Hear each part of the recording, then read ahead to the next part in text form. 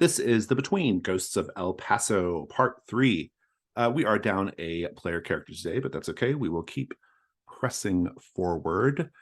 I want to do a little bit of recap. So last time you all managed to resolve the Lady in White threat with a spectral matrimony, which was pretty fun. And you have one active threat right now, which is the Daisy Man. Now, the Daisy Man, you'll recall, is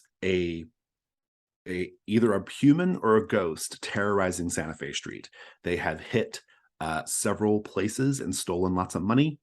And we know that the one thing we know for sure is this person is able to literally walk through walls. And so we have this like initial question of, well, is the Daisy Man actually a ghost, or is it a living person who's taking advantage of the wounded knight to walk through walls, right? And so that's the initial question. It's just a complexity too, and that will unlock the next question. Taking a look at the hunters, we have a fair number of conditions. The inevitable has 2, the one's permanent. The Lost has 2, and the Sidewinder Kid has 1. That's sort of where that's at. And taking a look at the tracker here. Any questions before we start? Okay. It's the day phase, and in the day phase, we introduce a brand new threat. You can follow along here on the tab. There's a middle part that I don't think I have in there, but that's okay. Our threat is called the Ghost Riders of Sawtooth Ridge. Now, there's some details here. A year ago, 3 Texas Rangers, Captain Carl Vanderhorn, Thomas Lubbock, and Rip Ford, were found dead in nearby Whispering Springs Canyon, their bodies riddled with bullet holes. They had been assisting Fort Bliss by scouting for Apache. A 4th ranger in their group, Jimmy Pike, was never found. A week ago, miners from the El Paso Tin Smelting and Mining Company went to Fort Bliss and reported encountering the dead rangers near North Mount Franklin. They claimed the rangers were riding horses and looked as they did when they were alive, except for being riddled with bullet holes oozing green vapors. Excuse me. The rangers asked to be pointed in the direction of El Paso, where they said they expected to find the 4th missing ranger, Jimmy Pike, very much alive. The miners showed them the way to El Paso and then went straight to Fort Bliss once the ghostly men had ridden off. Now, this story has reached the Vigilance Committee, and indeed, some locals have seen a trio of horsemen camped out on the outskirts of town near the Shields homestead. Now, this question I'm going to direct to Slade. Slade, a consistent detail in these stories about the Rangers' appearance or equipment suggests they intend to kill Jimmy Pike if they find him. What is that detail? It's almost a reflexive response, but whenever someone mentions Jimmy Pike, at least 2 of them just reach down and gently caress their holster or their weapons. Nice, good. Now, a trio of Ghost Riders stalking the streets of El Paso is bad news and must be dealt with. If Jimmy Pike did wrong by these rangers, you have an obligation to help them get their justice. Even the dead have natural rights during the wounded knight. If their claim on his life is unjust, then you have an obligation to defend him. In either case, if Jimmy is in El Paso, he does not want to be found. He can hide from the Ghost Riders as long as he needs to. They're easily confused, as it turns out. But he'll flee if he thinks the committee is trying to flush him out. Therefore, you need to determine the Ghost Rider's motives before you go looking for him. Like, why are they trying to kill him? Does he deserve it or not? And that leads you to the question of, why do the Ghost Riders want Jimmy Pike dead? It's a complexity 4, and it unlocks the next question.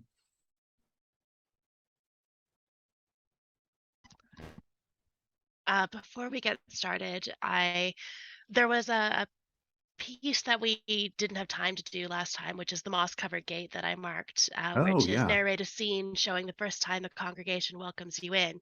Hereafter, so long as you are pious, add 1 to any role associated with actions taken inside this church, because the people of El Paso have built a new church. So I think we can actually just build that into a day scene Okay, where, sure. Yeah. I mean, it's a small enough town that it's pretty obvious when there's being a church being built. And I think Sister Mary Erstwhile was up very early in the morning, kind of pacing around her room and then pacing around the house that she stays in and then pacing around the block. And eventually she started pacing down the way towards where this new church is being built. And she got there just as they were hammering in the last piece of board. The townspeople that are building the church are, they've been working all night to try and get it done for this morning, and they're kind of sweaty and tired looking, but they wave at her very happily, very gratefully.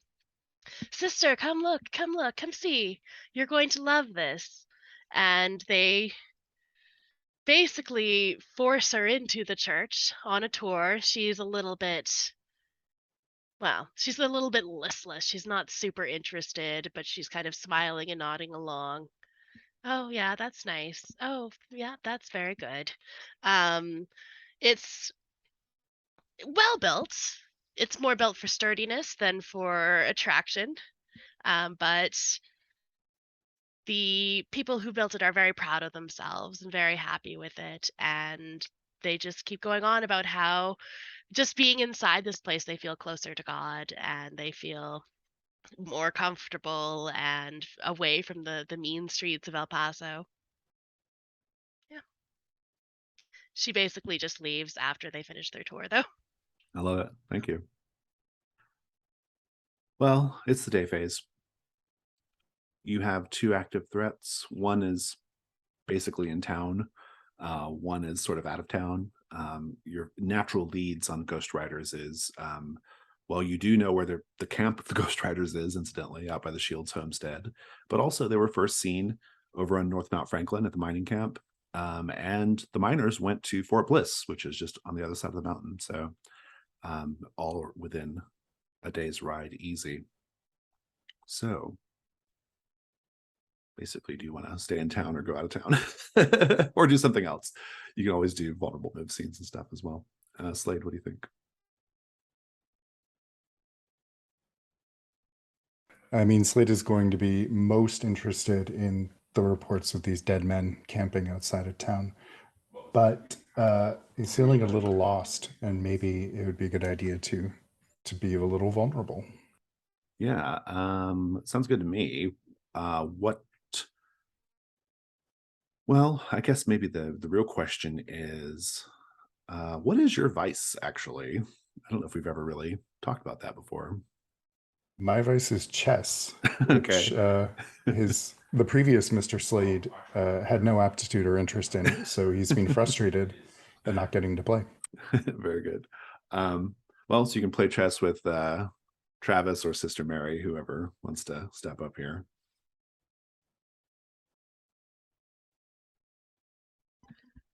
I'm sure Travis is no chess player, but he'd be game to try. I was hoping it would be Travis just because I want to see this interaction over chess. I mean, to be fair, you could also just, you could talk about penny comics instead, or inflict wrath for petty slights with Sister Mary. But maybe the more low-key approach is chess or comics, so or whatever. Was it penny or dime novels? Yeah. So in that case, maybe Slade will have gone to the general store and picked up a small chess set, kind of roughly hewn cheap pieces, and just arrive at the marshal's house. hoping to speak with Wyatt, but Wyatt's not home.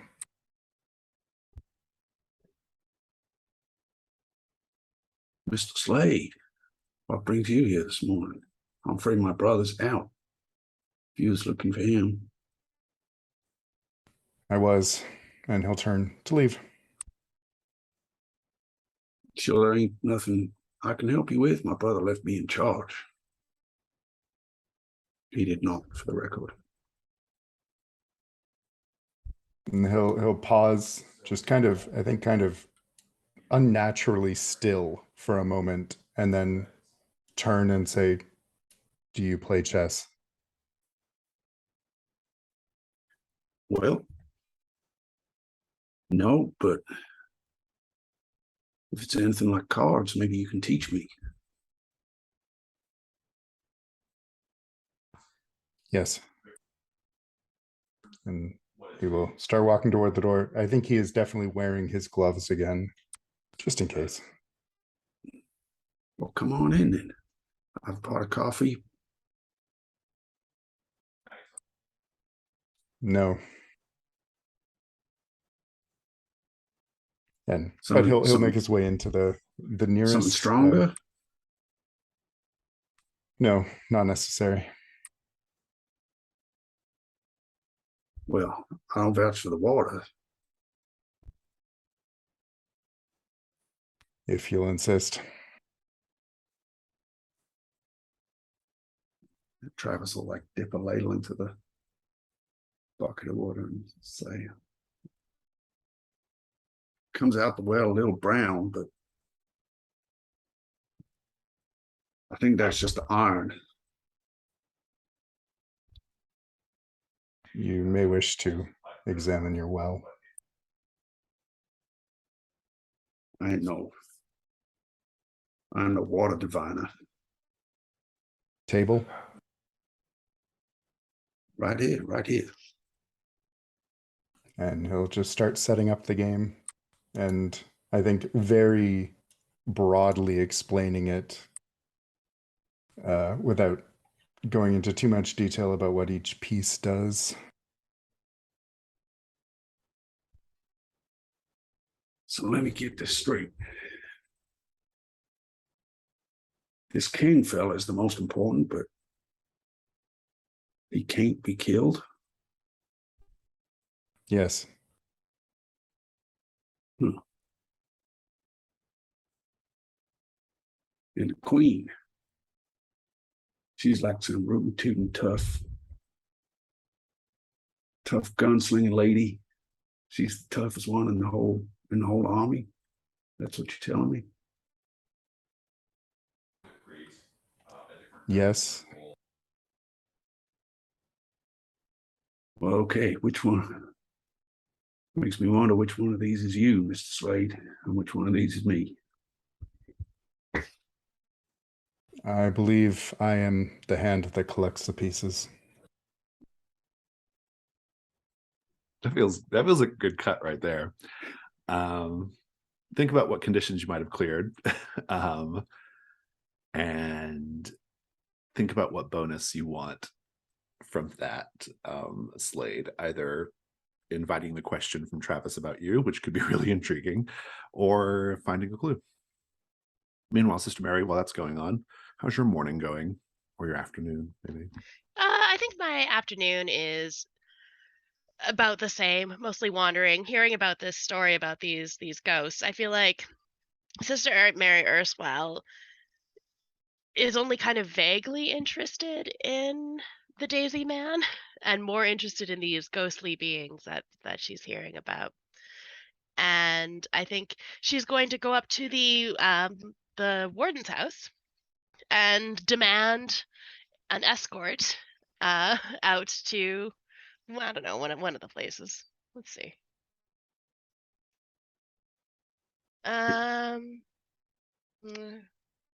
North Mount Franklin. To the mining camp, sure. Yeah. To be clear, you're going to whose to ask for an escort? I was going up to where the warden or the marshal, sorry, not the warden, the marshal is. Yeah. To demand an escort. Okay, so you might walk in on their game then, basically. Is that the Basically, idea? Yeah. Okay. Sounds good. Yeah, Travis and Slade, Sister Mary, another fellow Vigilance Committee member, is there. You can pick up the scene. Were you two just standing around playing games? I was sitting. Well, there's Vigilance Committee work to be done. There will always be Vigilance Committee work to be done. Which means you should be doing it. Well, come on in, Sister Mary, and have some coffee, and then No, we can I get don't to business. I don't have time to sit around and play games like this, like you two apparently do. I'm going up to the miners' camp, and I demand an escort.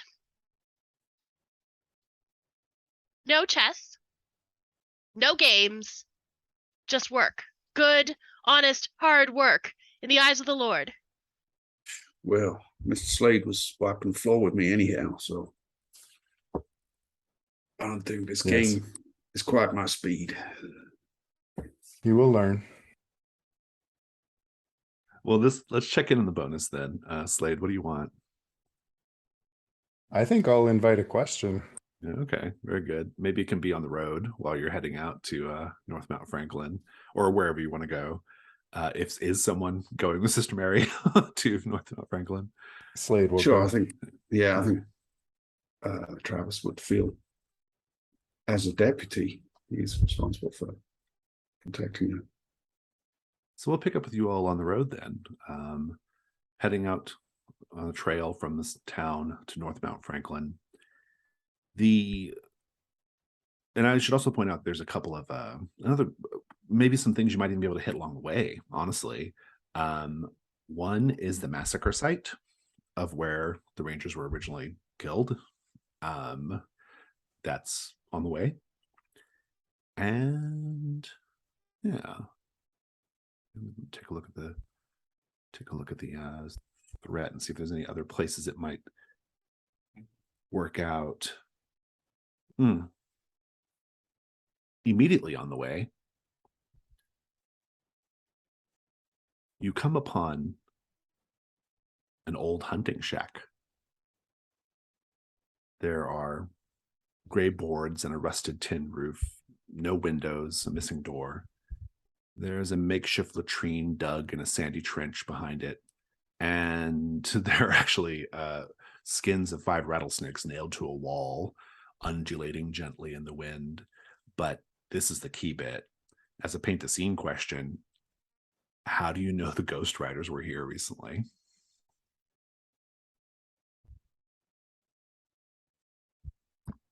You can still smell the horses. It smells a little bit sulfurous as well, but it's the distinct smell of horses. And, well, even if there's horses that belong to this place, it's not that many. It smells like a bunch of horses.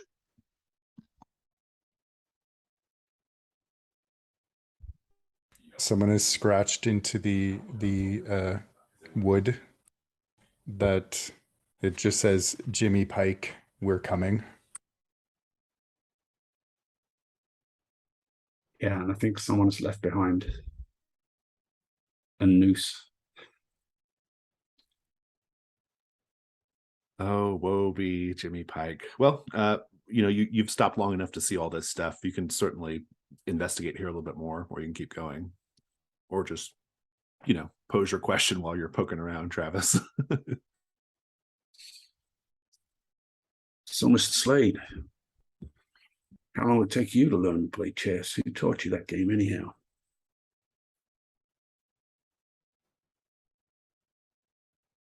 I've learned from many teachers over a lifetime or 2. 2? What's that mean? Some live longer than others. I think, yeah, Travis pats one of his guns and says, yep. I'd be Slade will curious. kind of eye the gun. Yeah, I'd be curious, Travis. When Slade says this cryptic thing, does either damnation or salvation spawned in some way, or do you get like some kind of weird? Is there something that caused you to touch your gun? Yeah, it's only that mention of some live longer than others. Yeah, I think there's something about being around Slade just makes him kind of makes his draw hand twitchy. Sister Mary, you're here at this hunting shack, this abandoned hunting shack. You want to do anything? Yeah, I think I assume we're riding some kind of thing. I'm not going to walk this far. That's you'll have ridiculous. horses, I guess. Yeah. Yeah. So I feel like it's a good moment to, stretch our legs and whatnot. And I think she's just kind of poking around, inspecting the noose, looking at where the letters are scratched in. Just try to get an idea of try and get like a visualization of what happened here, as if she Yeah. can kind of picture it CSI style. Yeah, make a I'm gonna let you do information move, but at disadvantage because of chill to the bone. Yeah, I think the ghostly presence of the recent ghostly presence may be affecting that. that's gonna be reason, I imagine. Reason, yeah. Oh, I forgot to roll the third. 7. Not bad. Let's go ahead and just do that since the others will be talking while you're looking around.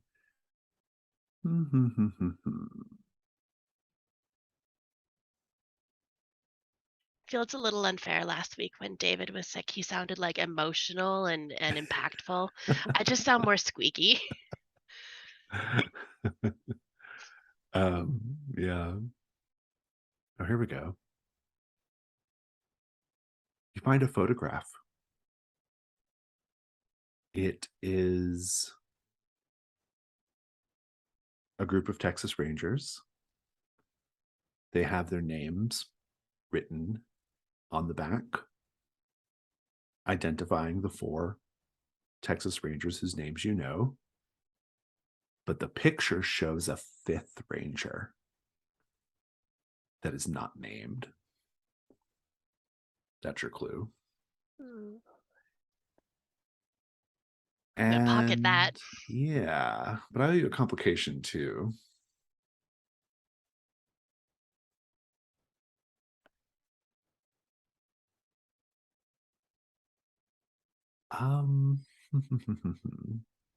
Let me think on the complication for a bit.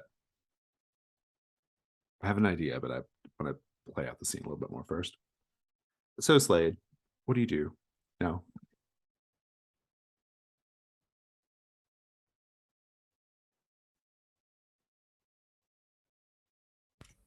Are there any bodies nearby? Can he seek the dead? Oh yeah, interesting. It's an old hunting shack. There are snake skins, which I don't know if that would be able to yield too much necessarily. You can go ahead and do the information move to start. Take a look around with, I'll let you use sensitivity even to maybe find something that might not be visible with the human eye. 9. 9.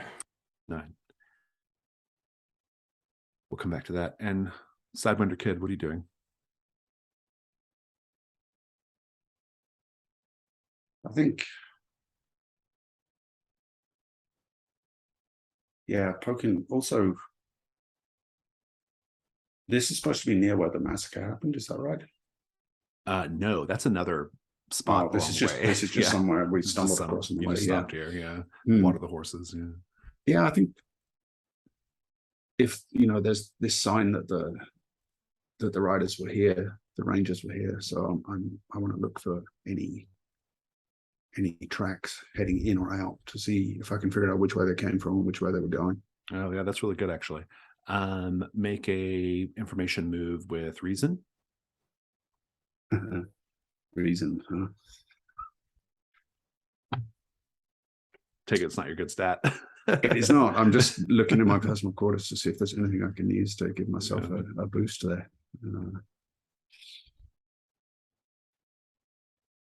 Not seeing anything that speaks to me. I rolled an 11. Oh, nice, good. Oh, sorry. So that's a 10 because I get a -1 from. Okay, well, still, yeah, awesome. I'll give you your clue now.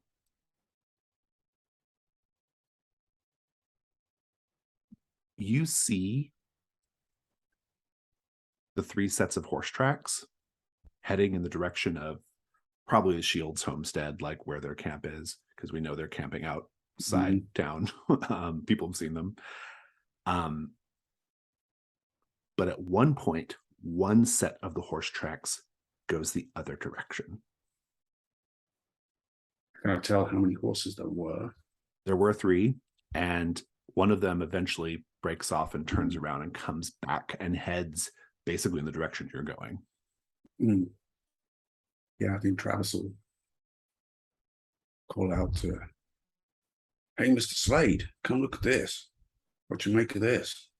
Looks like one of them turned around." Yes. Could be we'll catch up to him if we keep going this way. Then we should soon find the sister. I think, yeah, at this point, Sister Mary Erswell comes out of the place she was in where she found this photograph, tucking it into a pocket in her skirts because she's not going to share this information just yet. And just walks up and says, "Okay, what have you found?" And Well, here, look yeah, well, Travis, while you're showing Sister Mary that, I'll give Slade Slade's clue. So Slade, you were actually just looking for a body, hoping that you could presumably interrogate it, I guess, or talk to it or something, which is great.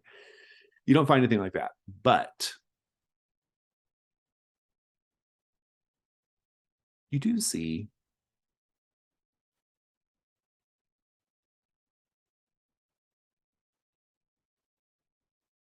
that some of the rocks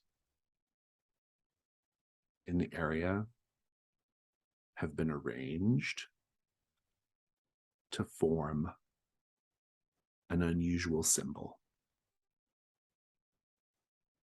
We can define the symbol whenever you get ready to answer the question if you use that clue, but that's what you find.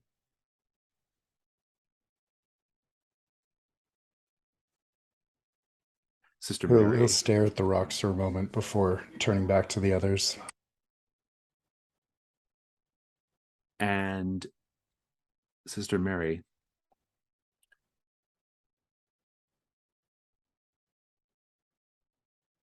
the 5th Ranger,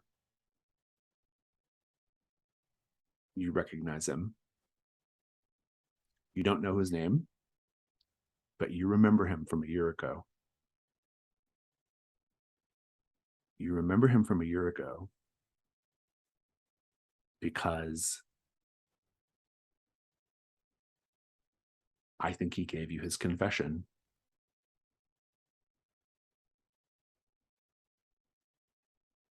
I wasn't sure if a confession would work on something like that, so this is rad.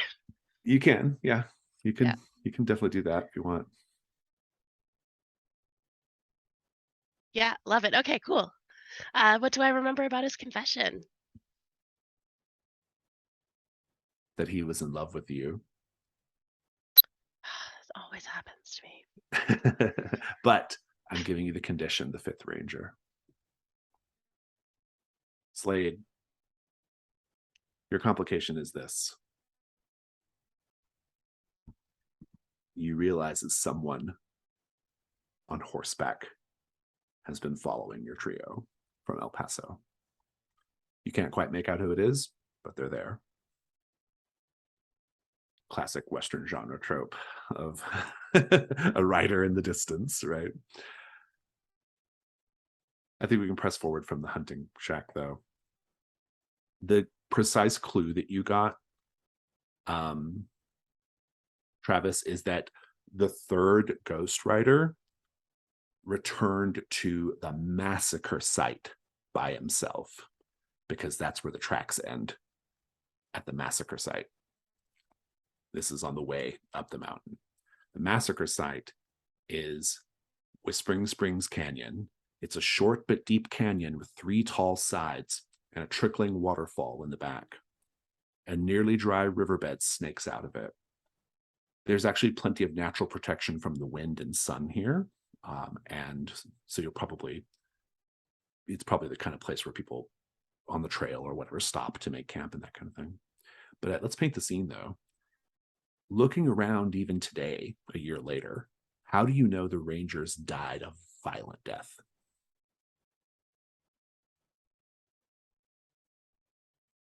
You can see in the walls of the canyon there are like scars where bullets and struck the walls of the stone, and there are also curiously like 1 or 2 arrows lying around. There's little pieces of bone and teeth still scattered around from the bits of their bodies that had not gotten taken away, instead have been distributed around by animals scavenging. And when the gentle breeze is just right, you can still smell gunpowder and blood. Nice. Well, you're here at the massacre site, a no doubt important location for this particular threat. Slade, what do you do? This is after you've confirmed that the third rider came here and the tracks end here, so they came by themselves. I think he'll step a little closer to the other 2 and say, "We have been followed."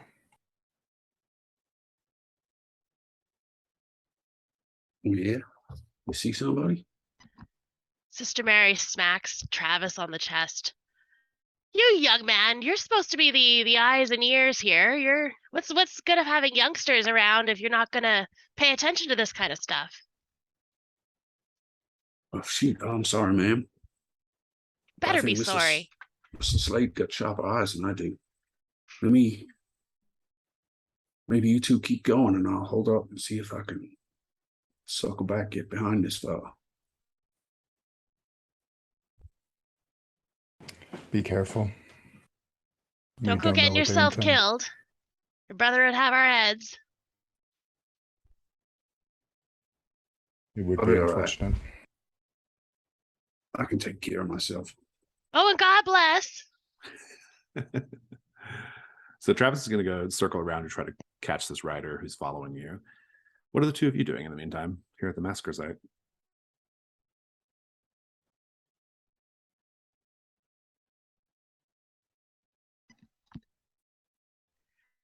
If there are little pieces of bone or whatnot, or coin, or anything that might have been left behind from the massacre, that's sort of what Sister Mary is going to be looking for, because she wants to add it to her shrine. Yeah, I'll even say Slade, since this is probably of interest to you. There's a skeleton. There's a whole ass skeleton, like Oh yeah, wedged up against maybe near the waterfall. So, but Sister Mary, you can go ahead and make your information move. is this at disadvantage again? Yeah, I think so. To get this cleared. Why did I say that? I don't know why Yeah. I said that. Oh, that's a 6.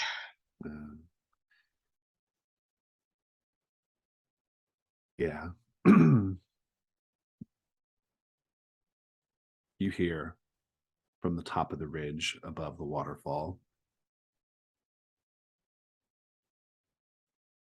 a voice. It says,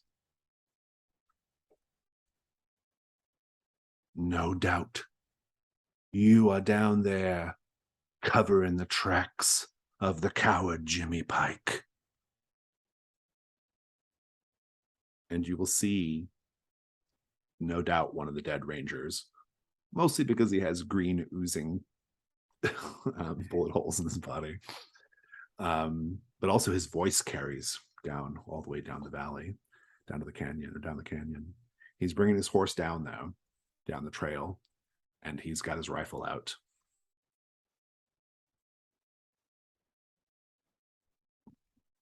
What do you do, Sister Mary?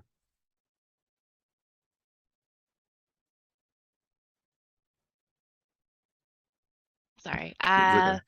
Sister Mary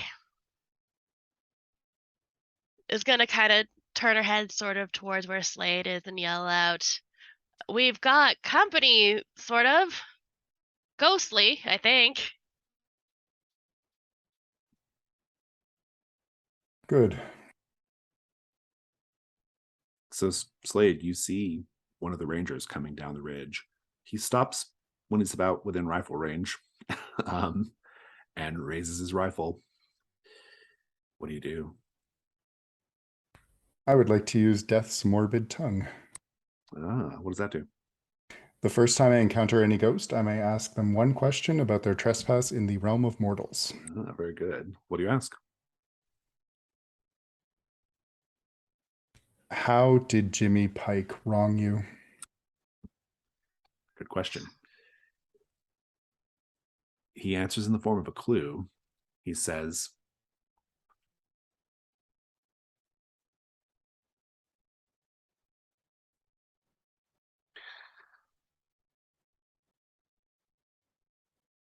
he wronged us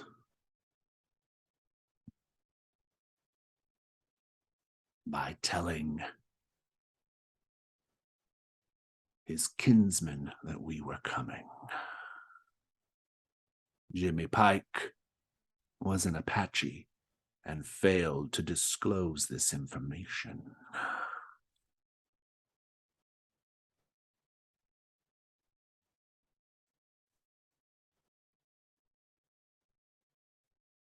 That's your clue. Jimmy Pike was Apache.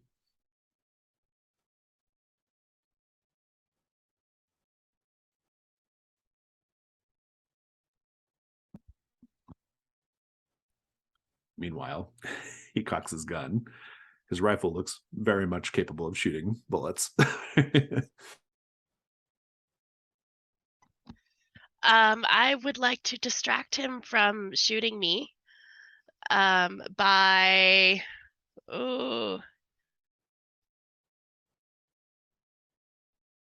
loudly praying for his soul, even though I don't think anything's gonna happen. It's more distraction than anything else. It does feel like it's a day move. Yeah. What are you afraid is going to happen if you fail? That he's just gonna shoot. Yeah, I think so. It could be pretty bad. I think it's going to be composure. It's going to be a disadvantage for sure. Come on, dice, don't fail me. Okay, 7.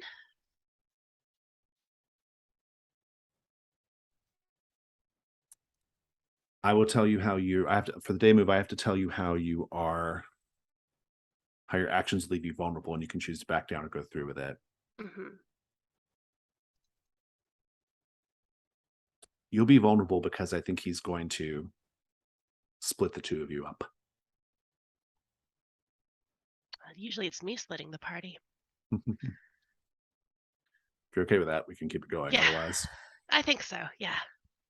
so basically he starts firing, and you take cover behind a large rock by the waterfall. You're pinned in. He's got the he's in the kill zone, or you're both in the kill zone. He's got all the advantage here up high. And Slade, he turns the rifle on you and does the rifle movement and to shoot again. I don't know how rifles work. And he takes aim. What do you do? I would like to reveal myself to him. Oh, interesting. And I think in doing this, you won't reveal yourself to Sister Mary because you're split up right now. So I'm okay with that. What does that look like? Well, we've established that at night, his eyes kind of reflect like an animal's. And I think the shadow in this canyon is enough to trigger that. And he's just going to take his hat off and look at the man from under his brows, and we see that eerie light, and he'll say, "You know who I am." What are you hoping to accomplish here? If not deference, then at least that he won't get shot. Yeah. Let's make it the day move. What are you afraid is going to happen if you fail? This body will be injured. Yeah. Roll with sensitivity. Yeah, sensitivity. 6. Sister Mary. Wait, what were you afraid of? Me or Sister Mary? To Slade, sorry, yeah. Oh, the body will be injured, damaged. Injured. Sister Mary, you hear the report of the rifle. You hear Slade cry out in pain. It sounds like the pain of someone who's experiencing pain for the first time ever.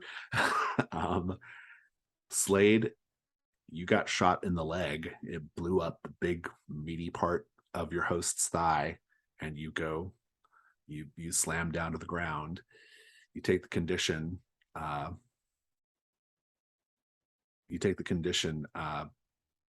Wounded leg, yeah, or gunshot wound on leg. You can type it or put it however you want. And the ranger just says,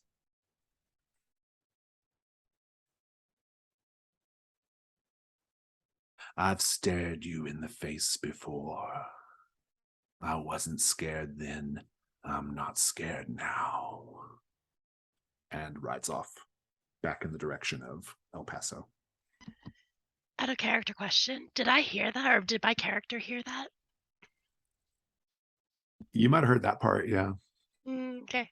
You just didn't see what transpired. Yeah, love it. Let's check in with Travis, and then we'll go on a break. Travis, you can realize that the man following you is Walt Lewis, the security guy from the Golden Spur, who tried to have it out with you the other day, but the marshal, kind of scared him off, basically, or he just got, he gave it up.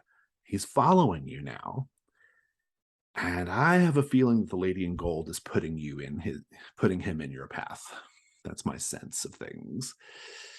What do you do? Well, if I can, what I want to do is get around behind him and take him, surprise him, and just, have it in a position where I've got clear advantage in position over him, and then just call out to alert him to my presence. He stops. He gets down. And you're maybe like 50 paces away or 100 paces away. And he says, "Travis Walker, I don't know what compels me to seek you, but ever since I watched that bullet go through that burglar's body without making a scratch, I've known I have to prove myself. I have to make it right. I've got to show El Paso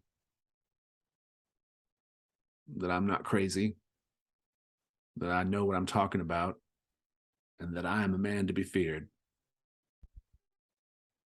Sidewinder kid. I don't know Mr. why Lewis. Providence has put you in my path for this purpose, but here we are." Mr. Lewis, let me just stop you right there.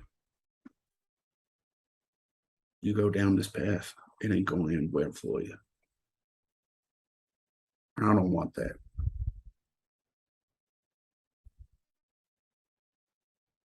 Travis Walker,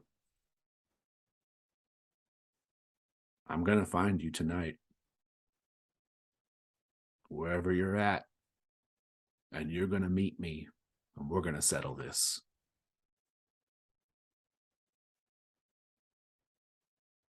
And he pulls off the path, like he's not going to follow you directly anymore, but he's certainly made it clear that he's your rival right now, whether you want him to be or not.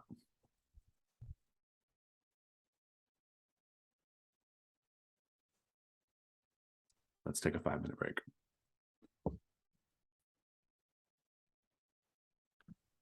Patching up Slade is going to basically eat up your day on the trail.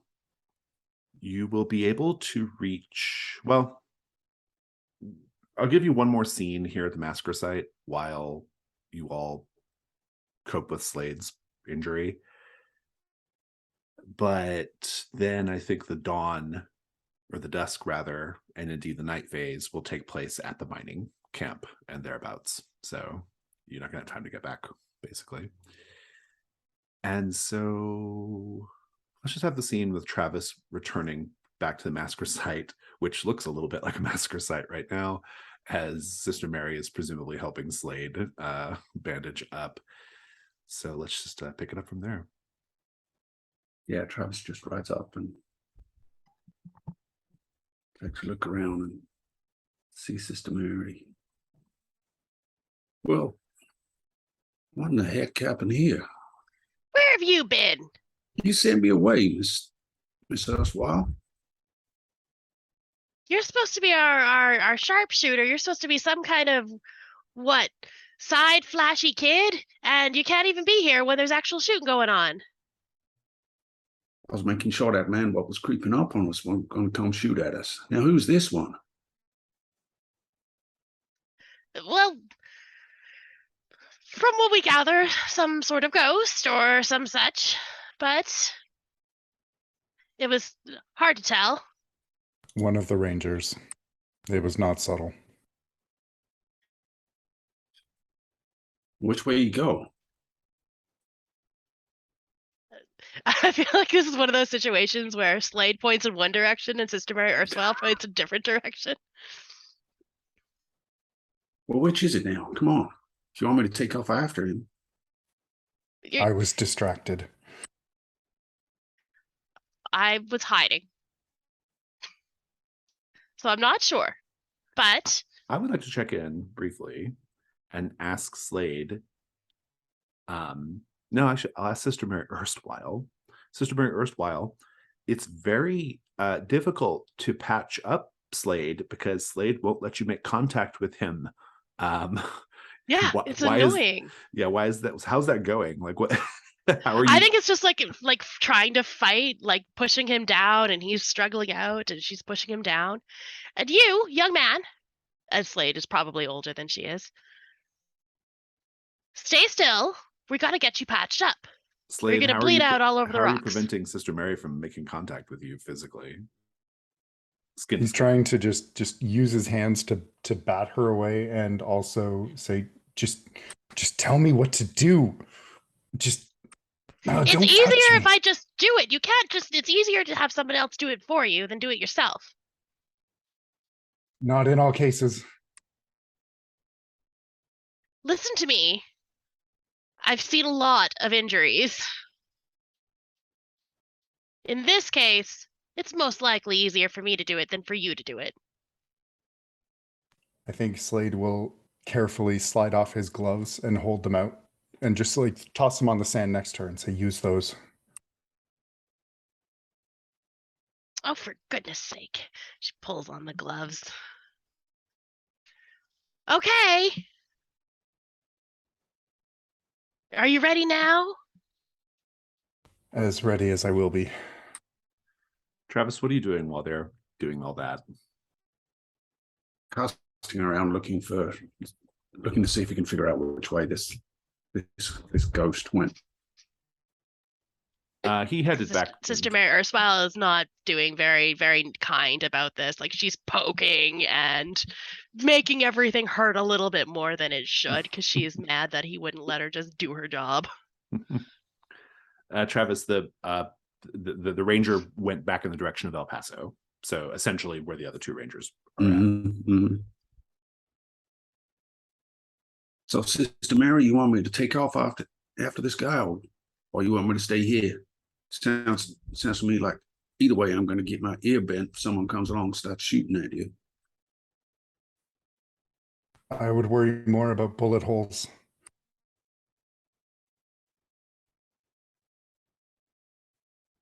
Yeah, I can understand that, the state you in, but Oh, just do whatever you want. Seems like that's what you do anyway. Before you do, the skeleton. Bring me its head. skeleton. I'll point toward where it's wedged between the rocks. Yeah, fetching and carrying. It's like my brother was here. He'll go off and fetch the skull. Are you going to interrogate the skull in front of them, Slade? Hopefully not in front of them, but he's going to hang on to it in case an opportunity arises. You can do that. Yeah, you can have the skull and chat with it at your leisure. I think there's maybe even a moment where like it chatters its teeth and you have to like like kind of surreptitiously like, put it away or whatever, you know. Good. Is that all the clues? I've got 3 clues listed. I feel like there's a 4th one, or am I making that up? Maybe not. Oh, the symbol. Oh, There's a symbol. the stones. The stones. Yeah.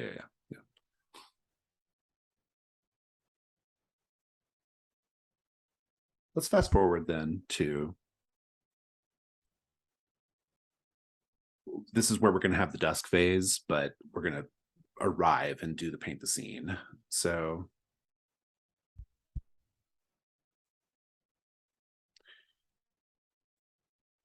the El Paso Tin Smelting and Mining Company campsite. It is a short distance from Sawtooth Ridge, which is where the threat gets its name from, halfway up North Mount Franklin. There are flint-eyed miners giving you hard stares as you walk by. The smell of chemicals permeates the air. And in the distance somewhere, you can hear a foreman shouting instructions, kind of on the other side of the camp. As you're arriving here at sundown, let's paint the scene. How is this mining camp like its own little society, seemingly cut off from the rest of the world? The camp has its own company scrip, so they have their own general store. There's a few little kids running around chasing like some stray dogs or a coyote. And there's kind of a saloon, which is really just like a shack propped up against a wall of the canyon with somebody tending bar in there. A little it's open side. Yeah, exactly. Yeah. Good. Well, I think with that, we will zoom right on over into the dusk phase. And so this night phase will be taking place, or this dusk phase and the night phase will be taking place within the vicinity of the camp, basically. You could probably also get to Fort Bliss if you wanted to get to Fort Bliss, because Fort Bliss is nearby. Just down the mountain on the other side. But for the dusk, let's take a look at moves. Does anyone have a move that resolves during the dusk phase? Don't think so. I would only if Wyatt was here. I think. Yeah.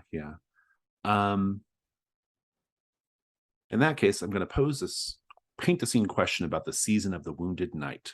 Now here we are, every time we do this, we are kind of exploring how this seasonal phenomenon that happens every 6 years, the Wounded Knight, which, among other things, causes ghosts to be restless, how it affects the land, how it affects the people, how it affects maybe even like commerce, the environment, just all that kind of stuff, right?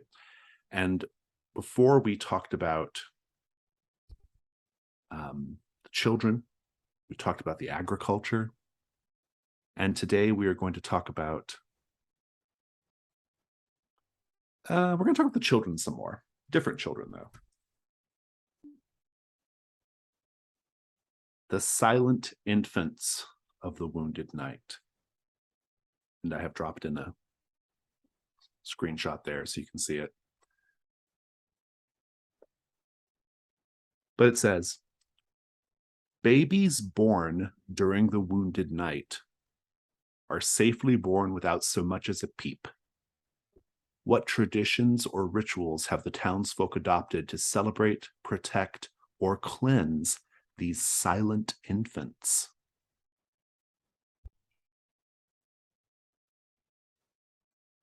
A tradition has come up that the infants are silent, so the father, if he's present, cries for them. So the father kind of emulates like a distressed baby noise. In the windows of the houses where these babies are born, every window will have a red candle lit in front with the curtains drawn back so you could see the candle light from the streets.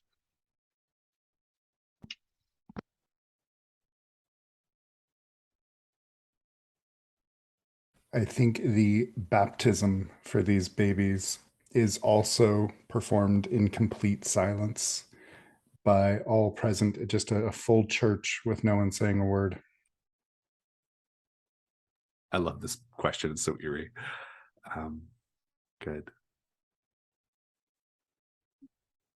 So you're here at the mining camp. You can almost certainly reach Fort Bliss if you want to tonight. Or you can investigate around the camp, or you can do anything else. Travis, word has already spread throughout the camp that Walt Lewis is here looking for you. So you have to decide if you are going to go meet Walt's challenge or not. If you don't, you have to, well, basically your threat comes into play and it changes your character pretty fundamentally. So yeah, are you going to? I think I kind of have to, even though I don't want to, bearing in mind what the lecture that Wyatt was giving me previously. Yeah, exactly. Slade, what are you giving going to do? No choice. Yeah, Slade, what are you doing? I think he'll stay in town at the camp and try and find a quiet place to speak to the skeleton. Yeah, sounds and good. Maybe rest his leg. Yeah, you're not going to get around too much, I guess, huh? Sister Barry. Also stay at the camp. I'm going to talk to some of the camp people, townspeople, minor people, miners and family to see if they know anything about Jimmy Pike or these rangers. Okay, yeah, sounds good. Do we have any unresolved Janus mask right now? I don't think we do, actually. Yeah. In that case, let's go ahead and talk about the unseen. What are we going to do tonight for the unseen? Oh, I like this one. This one's it's very different from the kinds of things that are in the regular between, so it'll be fun to do. I'm going to paste that in here as well. The chat. Our unseen is called Breakfast at the Morrison Boarding House. Hours before the sun comes up, when most civilized folk would consider it to be night, it's breakfast at the Morrison Boarding House. Located near the stockyard and the rail yard on the edge of Odessa, this house is often the overnight resting place of weary travelers who journey along the Texas and Pacific Railway. We have 4 prompts, and I'll do prompt 1.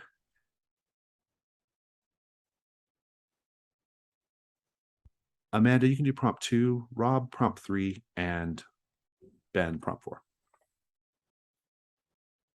Let's take 5. We'll come back and do the night phase.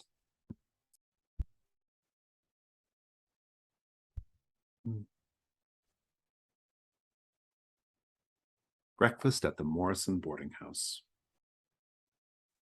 An unrelated older gentleman, young single woman, and rough-looking youth are joining the Morrisons for breakfast before heading out to continue their travels. Judith Morrison is making sure everyone gets a hot cup of coffee first thing. I am to describe how each of the three guests takes their coffee and what Judith imagines this means about them. I think that the older gentleman drinks his coffee strong and black. And Judith is thinking about her own grandfather, who, as he got older, his taste buds got poorer. And so he needed things to be stronger, spicier, in order to taste it properly. And so she just thinks like, this is just an old man who's kind of losing his sense of taste. So he needs the coffee nice and strong. I think that the rough-looking youth also drinks his coffee black, which makes Judith think that that's because she thinks that this kid has something to prove. He wants to seem like he's a tough guy, that he's adult, he's grown up, and what's more adult than drinking black coffee? And the young single woman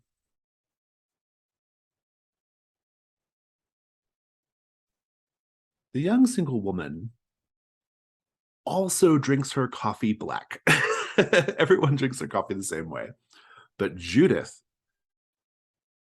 detecting a hint of a French accent, she thinks that, well, this is probably because she's from a European place, somewhere where you drink your coffee, you drink like espresso, right? And so that's why she wants it black, because it's a sophisticated way of drinking coffee. So all of them drink black coffee, but Judith has different opinions for each of them, why that might be. None of them, just that might be why they like the taste of it. So or that's what that's how they like it. And so settling into coffee, my echo in the night is everyone at the campus drinking coffee, right? But actually, more importantly, what I'm interested in exploring here is the miners.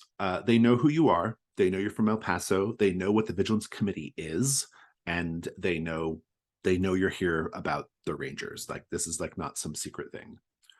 They're friendly, and they will welcome you to whatever they have. And I think you basically just spend like a good portion of the evening just kind of being with the miners, right? And that's what I'd like to go around and ask you all. Like, how are you sort of like almost like welcomed or invited into their space? I think Sister Mary, they can tell right off the bat that she is religious. She's got her, her outfit and her cross and all that other stuff that she wears that really indicates she doesn't walk around wearing a habit, but close enough. And a lot of the miners and their families are asking them, hey, please come and say grace with us as we break bread, and please pray with us over this, or please pray with us for our family. And she's basically going around camp, and considering right now she's feeling a real absence of any sort of faith, she's paying a lot of lip service to a lot of things just to kind of get on these people's good side, because you don't want to say anything too horrible, or you don't want to tell your guests, no, I'm not interested.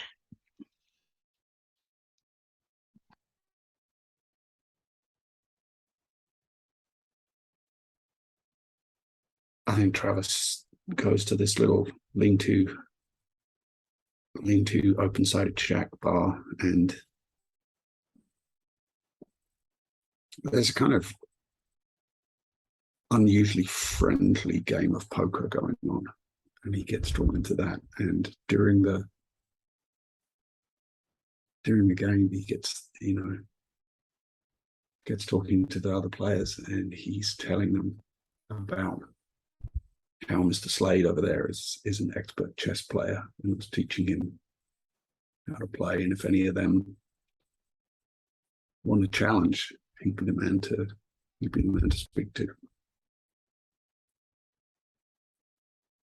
I think Slade finds himself in the company of one of the older miners, probably a man who shouldn't be doing the job anymore. And he's trying to offer a bit of medical assistance, but Slade is trying to push him off. But Slade is well aware that there's something deeply medically wrong with this man, and is trying to consider his options there. Interesting.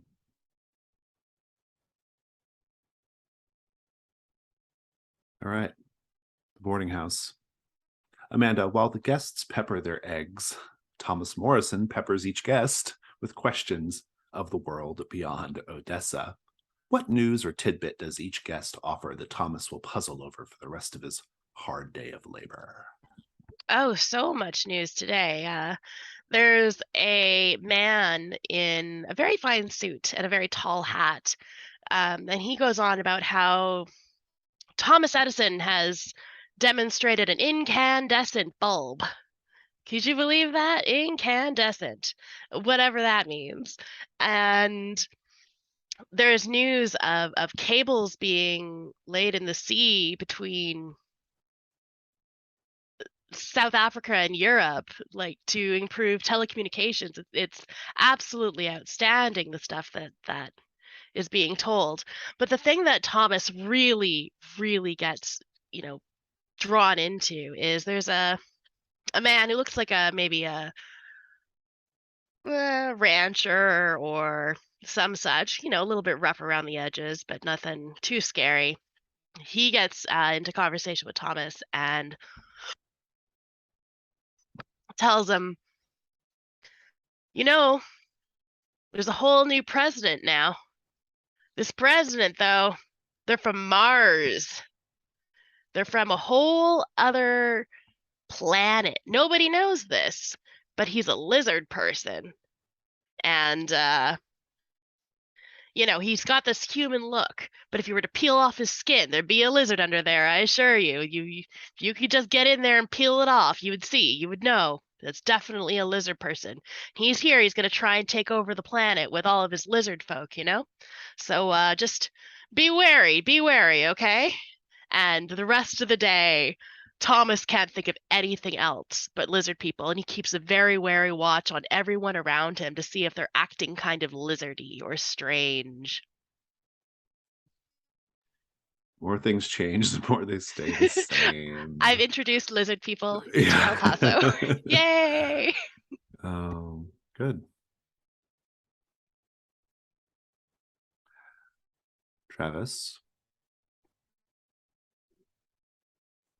One of the miners comes up to you and says,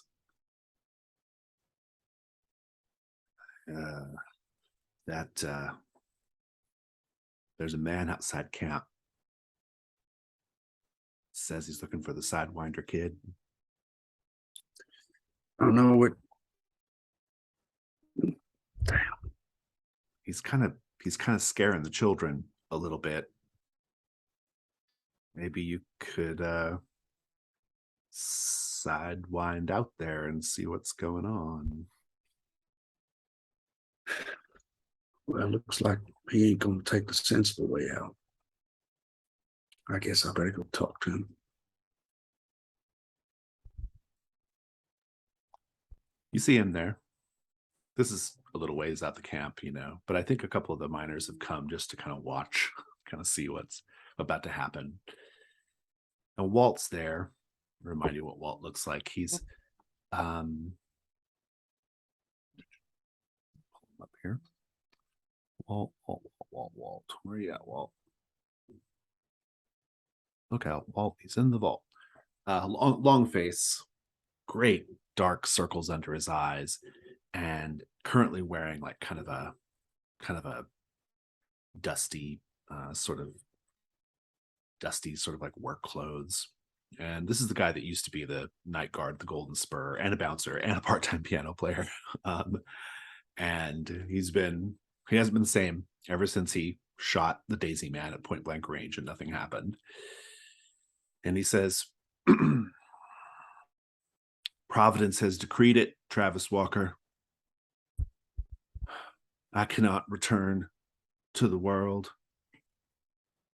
My sanity cannot return to the world. This veil that's dropped over my eyes because the wounded knight will not be lifted until I have put a bullet in your stomach. Mr. Lewis, one way or another, that ain't gonna happen.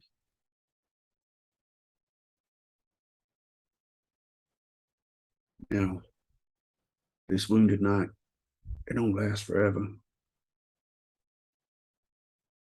I'm gonna ask you, just get on your horse, ride back to town, sit it out. I don't want anything bad to happen to you, but if you draw on me, I won't have no choice now, will I? He gets into kind of a wide-legged dueling stance. Puts his hand on his holster. Meanwhile, Sister Mary, you are approached by the foreman of the camp. His name is Charles Bellevue. He has very unkempt hair and black smudges on his face. You've noticed that he's always got like a scowl because he's the boss, he's in charge. But you've actually noticed him being like privately, because you're so good at listening to people privately and watching them privately, you've really noticed him like being very like almost like very gentle with the other miners, like a mother with a child, right? And he comes up to you and he says, Sister Mary, are you enjoying the camp's hospitality, I hope? Oh yes, this is the finest coffee sludge I've had in a while. It's like, well, we do the best we can around here. At least there's no soot in it, right? I mean, she kind of shakes her glass, and there's clearly soot in it. I suppose. Listen, Foreman, I have some questions for you. Shoot. Vigilance Committee questions, no doubt. Oh, of course. So we're gonna have to ask you to be honest, even if it's weird, even if it's strange, even if it's scary. Have you heard about these rangers that died out near Whispering Springs Canyon? Make your information move with presence, and you can actually regular dice is fine.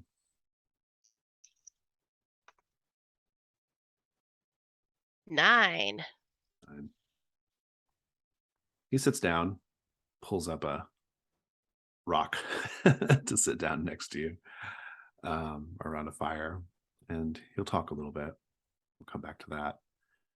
Slade, you've got this dying man. Are you done with him, or is there more to do? Well, I figure he's old, been around camp for a while. He might know something. Yeah. You've also got the skull as well. Oh, yes. If you want to do that as well. I think he might actually, maybe that's the thing. He'll see that skull in your belongings, and he'll kind of say, it's a bit morbid, wouldn't you say? From a certain perspective, yes. Yeah. He says, has anyone ever told you have the strangest eyes? You would be the first. Well, just it's the way the moonlight catches him, I guess. Sorry, I don't mean no offense. So, what are you going to do with that skull? Well, I was planning on speaking to it. He says, well, I see. You haven't even been down in the mine, and you've already got things rattling around in your head. Well, it happens to all of us eventually, I suppose. Suppose nothing to be done about it. You know, they say there's old things in the deep earth. Well, that's what they say anyway. I've seen them, I guess. Strange lights bobbing up and down, peculiar shadows. Looks like maybe Did they you've seen scare some... you? Go ahead. Did you fear them? No, you get used to it. Can't do this work unless you get used to it. You kind of make peace with it. I guess that's why I can sit here and talk to you, holding a skull with eyes glowing green, and not think twice.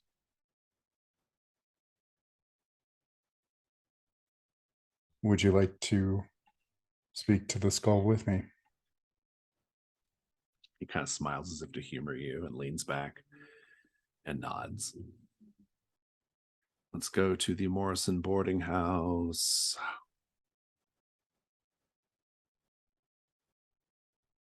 Rob? Is it Rob or Ben? Rob. Rob. Yeah. Next in breakfast is a sizzling ribeye steak cut into thirds. Now, being a cattle shipping point on the railroad, there's plenty of beef to be had in Odessa. What details in the scene make the large number of cattle nearby hard to forget during breakfast? I think, yeah, looming over the table is on the wall is the classic mounted Texas Longhorn. You know, the skull's not there, but just the two horns are. And, you know, every now and again, someone will be taking that fork with a piece of steak in it and kind of catch sight of this thing and think, yeah. I know exactly where this came from. Good. Travis, Walt Lewis, foolish man that he is, goes for his gun. He draws. Which is it going to be? Salvation or damnation? It's got to be damnation. And for damnation, you have to describe how the death is, what, horrifying maybe? Or what is it?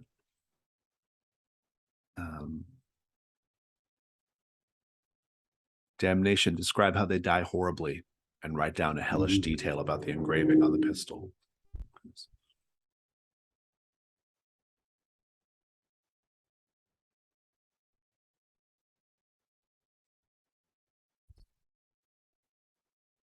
He talked about putting a bullet in Travis's gut. And that's exactly what Travis does to him. Damnation comes out of that left hip holster and he goes down with just this horrible wound in his belly, the blood soaking out, soaking into the top of his pants. But it's, you know, it's one of those wounds where it would take a long time for somebody to die with this. You could crawl around forever. And he indeed does fall onto his face and start crawling toward Travis, leaving just this horrible trail of like mud. The dust behind him is turned to mud by the blood leaking from his belly. And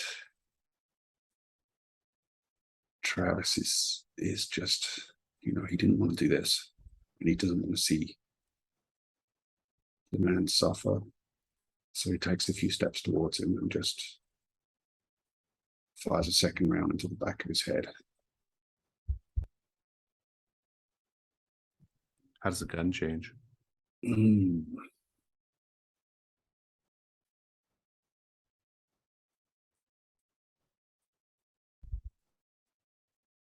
I think there's on the handle again, there is on one side, there's kind of a hint of a face. And the one thing that strikes about it is just these heavy bags under its eyes. And it reminds Travis of Lewis's face. Just this kind of lean face with the deep rings under the eyes. Sister Mary, Charles Bellevue settles in next to you. And he says, well, the Rangers, I remember when they were here a year ago, they would come up the mountain from Fort Bliss, helping the soldiers at Fort Bliss track Apache. Pretty common work around here, I guess. It was strange, though. The relationship between those Rangers was not good. Not good at all. You felt some tension, I see. Well, two of them, Thomas Lubbock and Rip Ford, they were mean to that fourth one, the one that lived, or the one that was never found at the massacre site. I gathered that they were both quite cruel to him at Ranger training, humiliated him frequently, and it seems that never stopped, even as they got out in the field. Jimmy was clearly pretty upset about it. There was a lot of tension there, definitely.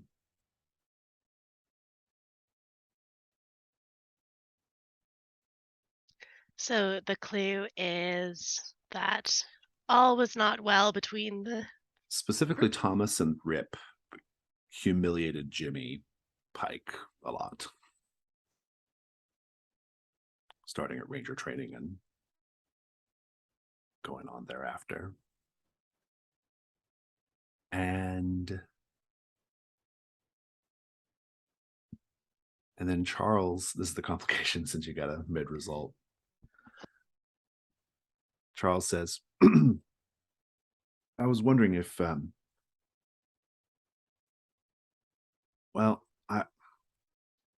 was wondering if I might come into El Paso sometime this week, and well, I could use some counseling of a religious nature. And it takes everything in her not to go, ugh. But she grits her teeth and she nods. She'd say, well, Foreman, you drop on by anytime you like, and I'd be happy to chat with you. Yeah, that's good. Go ahead and replace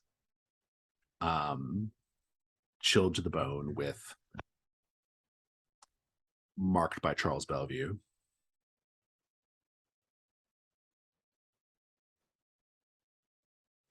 And Slade, your move specifically says, let's read it here.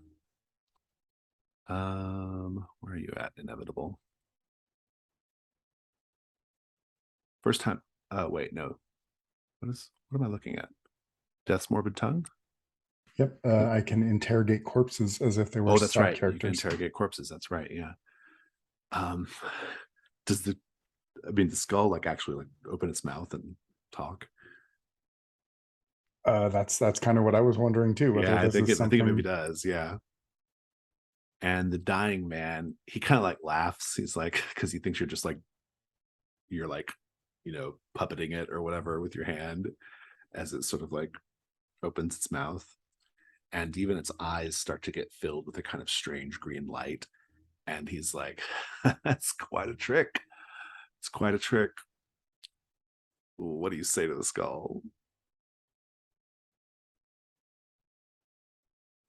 I'd like to say that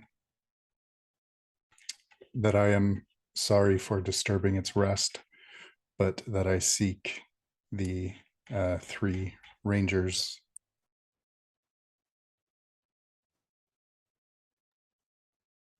And it speaks.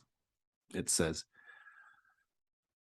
"You want to know about the rangers that were killed in the canyon?" I do. The dying man. That's pretty impressive. You throw in your voice like that. But you can get just a slight edge of like disquiet in his voice as well. The Do skull not fear. Yeah, the skull continue. Oh, actually, let's have a roll. Roll with sensitivity. Presence. Or no, sensitivity. 10. Nice. Yeah. Take the clues.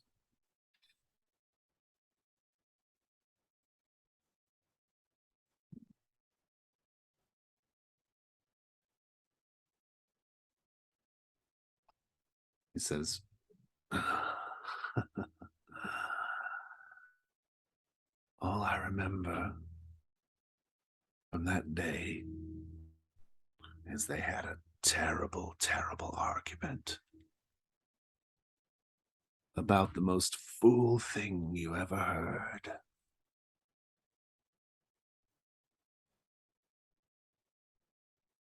And what is that fool thing?"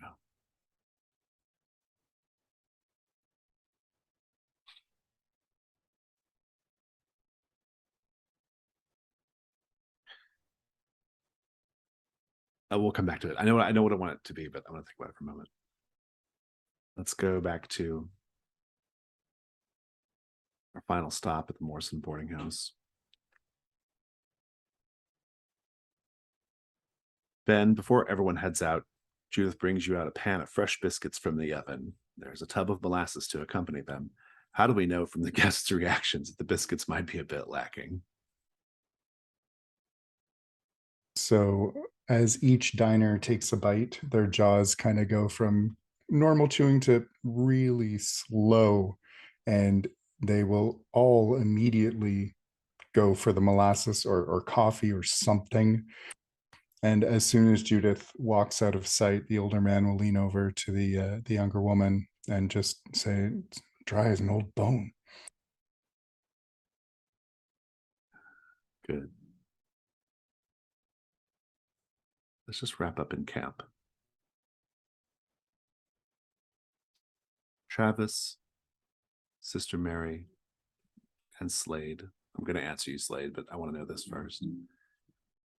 You're going to be spending the night here at the camp. How do you make yourself comfortable until the morning?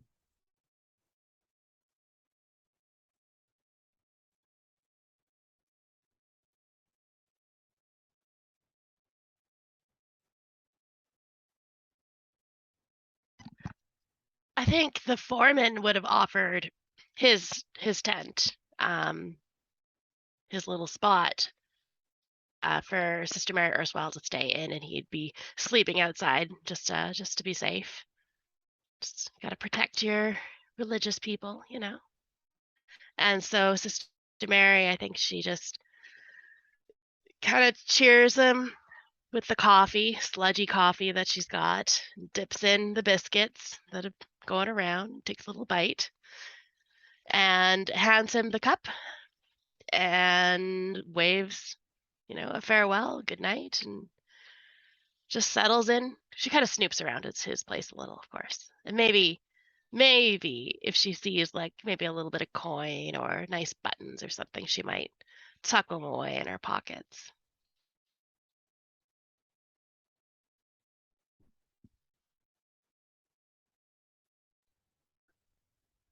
I think Slade will accept, if he hasn't scared the man so far off, he would accept the older man's offer of some meager hospitality, which is basically just a a blanket and a pillow out by the fire, not just his hat. And Travis makes his way back to the camp, back to the makeshift cantina, and a couple of the poker players are still there, and they kind of wave him back over, and he just ignores them, his head down, and goes up to the makeshift bar and just says, "Whiskey."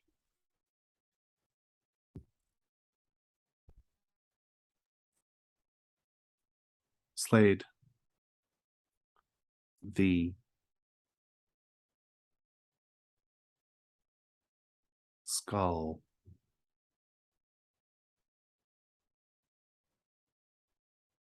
told you about a ridiculous argument that the Rangers had on the night of the violence.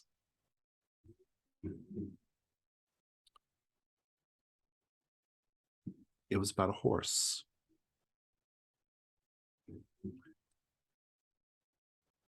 It was about a fifth horse.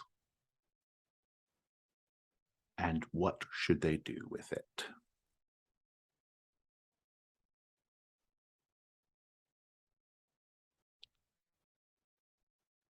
That is your clue. And I think with that, we shall call it a night phase.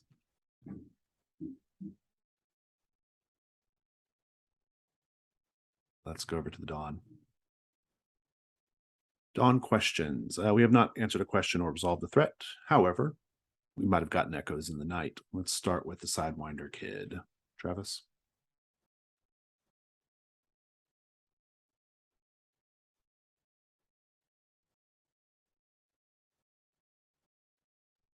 You're muted.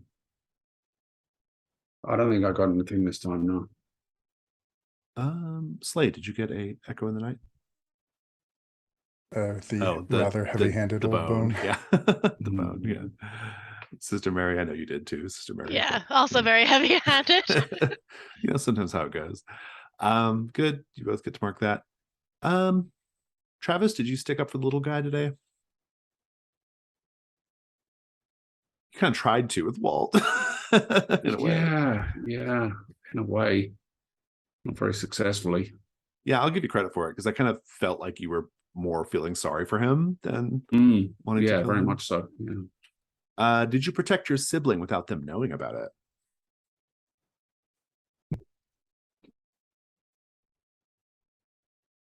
I was kind of, I was kind of intending to make more of Travis having this idea that, you know, he's in charge. Well, Wyatt's not around, but it didn't really come out. So I don't think it quite hit in the same way.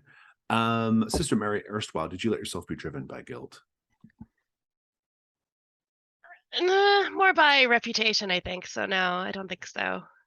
Did you decide to not give a damn, turning your back on righteousness? I almost did. I was gonna turn my back on Slade getting shot, but then I realized that I needed him. So. Slade, did you respectfully help a dying mortal cross over to the spirit world? Not yet. Not yet, but maybe. Did you express a clear preference for the night over the day? No. Okay. Everyone just got 1 XP. It's a very XP light session. It's okay though. Let's keep going here.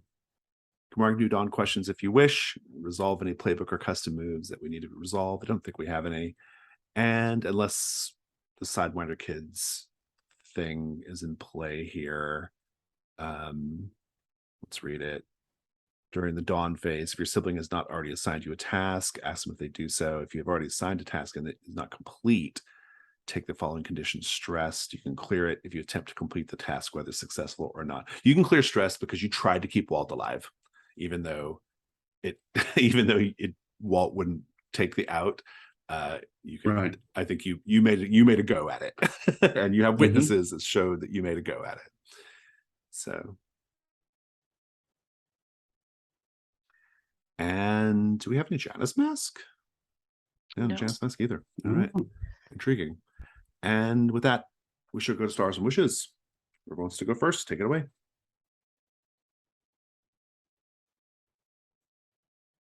I think the start of this like very classic feeling thread. It's, you know, Ghost Riders in the sky and traveling out to the mining camp and all of that stuff. It's, you know, full of all that kind of classic flavor. It's pretty cool. Yeah, and a big star for just the twist with Walt Lewis being on my tail, because that, you know, I already felt for him. I really felt bad that had to happen. Yeah, stars for Rob for that whole scene. It was really good because you could tell that, you know, Travis did not want to have to do this, but well, what are you going to do now, right? You're in the situation, and we as players know what happens if you back out. But yeah, it was really an engaging moment that I thought was really cool and had a lot of depth to it, which I'm not that Travis isn't depthful anyway, but it was one of the first moments that we could really see some really good depth without it being related to Wyatt. So I thought that was really fun. I always love seeing Slade interact with anybody because he's just so like by the book isn't really what I'm saying here. Doesn't give people much to work with on him, like to converse with or pick at, you know? So I can't imagine him making a lot of like enemies or friends. And I think that's a really interesting character type that I'm always excited to see how you're gonna react to people. And it's always fun and spooky. And Yeah, again, this thread is great. Oh, sorry. I forgot to mention I really enjoyed that chess scene. That was a big star for me. Yeah, that was really good. Yeah, I also really enjoyed the very classic Western genre stuff going on today, right? Like riding along a trail, like stopping at these two places, doing some investigating, seeing things, you know, a rider on the ridge, a rider following you. Like there was just, you know, it kind of had all those like things. You get to the mining camp, just very classic kind of like big sky Western kind of thing. And so I really enjoyed that a lot. And I like that, like it's interesting because like the threats are sort of like either that kind of like threat where you're out and doing things, or they are like very much in El Paso, and you kind of have one of each right now. And so I find that really interesting. I have as a wish, I want to know what's going to happen now that you've ignored the Daisy Man so much, and so that'll be interesting. And other stars, yeah, I just really like all the dynamics. I liked all the descriptions of camp. I like this like sort of I just think that everyone's settling into their characters in a really nice way, and it's really fun to watch. And I thought the chess scene was really good. I thought the scene with the dying man was really amusing in its way. And I'm also really loving the kind of like fundamental mystery of what's happened with Jimmy Pike. I want to know like what is that? Like it feels like a really morally complex situation going on here. And so I'll be curious to see what basically whose side the Vigilance Committee takes, right? So yeah, that'll be intriguing. As mentioned, star for the threat. It is it's cool to get outside of El Paso, like very much outside of El Paso. I know we're not so far in, but it's still cool. I really love every time Sister Mary has to deal with someone expecting more from her religiosity than she is prepared to give. And I like the kind of interior view of, you know, she just barely doesn't sigh in exasperation. It's a good good insight into her feelings. And also, yeah, the scene with Travis having to use his guns again. I look forward to maybe we won't tell Wyatt that this happened again, and maybe that will be a plot point. So it was fun. Looking forward to also seeing what happens with the Daisy Man now that we walked away from El Paso. Fantastic. Any other stars or wishes? Okay. Thank you all for putting up with me and my squeaky voice while I'm sick. Yeah, no worries. No worries. Fantastic. All right. Well, everybody wave goodbye.